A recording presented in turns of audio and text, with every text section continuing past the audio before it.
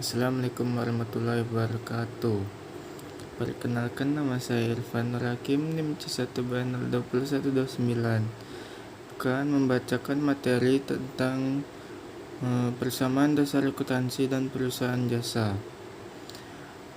Pengertian: persamaan dasar akuntansi adalah persamaan yang secara global dan terpadu menggambarkan perubahan posisi aktiva, hutang, dan ekuitas sebagai akibat terjadinya transaksi dalam perusahaan. Harta adalah kekayaan perusahaan terwujud maupun tidak berwujud yang dapat dinilai dengan uang. Unsur-unsur persamaan dasar akuntansi: 1. Aset atau aktiva atau harta atau aset. Aset lancar atau current aset tetap atau fixed asset. Aset tak berwujud atau intangible asset.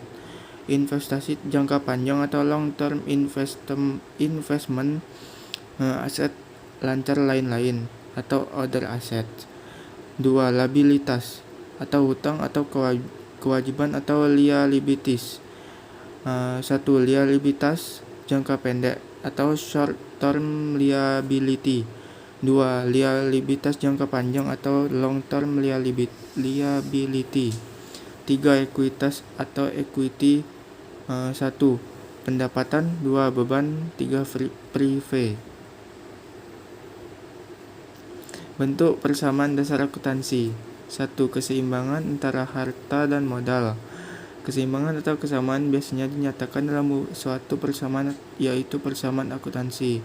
Hubungan kedua hal di atas dapat dinyatakan sebagai keseimbangan antara harta dan modal, sehingga persamaan dapat ditulis: harta sama dengan modal.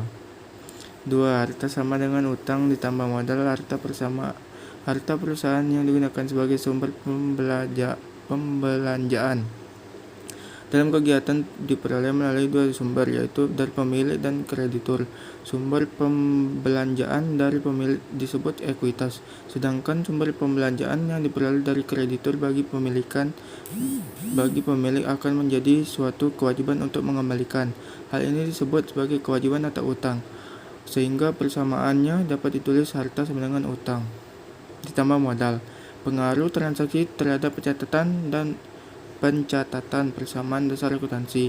Pengaruh transaksi tersebut dapat menambah suatu atau mengurangi komponen keuangan perusahaan, yaitu harta, utang, dan modal. Perubahan komponen posisi keuangan pada persamaan dasar akuntansi dapat dikelompokkan sebagai berikut.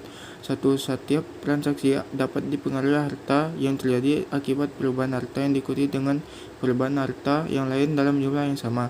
2. Setiap transaksi dapat mempengaruhi harta dan utang dalam jumlah yang sama. 3. Setiap transaksi dapat mempengaruhi harta dan modal dalam jumlah yang sama. 4. Setiap transaksi dapat mempengaruhi harta dengan perubahan utang dan modal dalam jumlah yang sama. Oke, sampai itu saja. Terima kasih. Assalamualaikum warahmatullahi wabarakatuh.